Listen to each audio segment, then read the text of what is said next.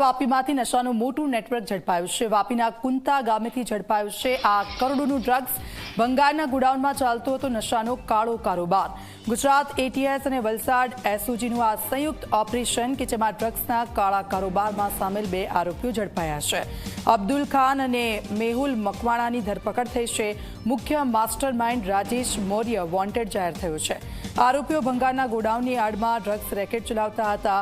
નશાના રેકેટમાં મોટા ચોંકાવનારા ખુલાસા થવાની પણ શક્યતાઓ છે।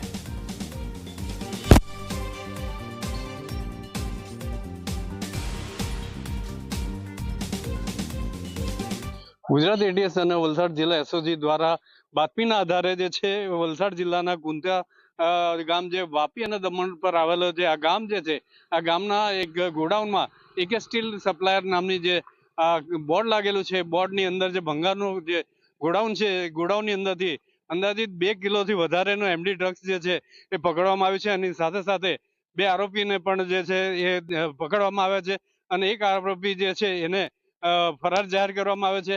આ અગાઉ પણ વાપી અને દમણની અંદરથી મોટા પ્રમાણમાં MD ડ્રગ્સ જે છે એ પકડાયું હતું અને આ ફરીથી પાછળ જે વાપી પાસે જ આવેલા ગામની અંદર આ જે MD ડ્રગ્સ પકડાયું છે જેને લઈને વલસાડ એસઓજી અને ગુજરાત એટીએસ દ્વારા જે આ સંયુક્ત ઓપરેશન જે કરવામાં આવ્યું છે તેમાં કઈ કેટલા ચોંકાવનાર ખુલાસા થઈ શકે એવી શક્યતા દેખાઈ રહી છે। નિલેશ જોશી, ઝી મીડિયા, વાપી, કુંતા।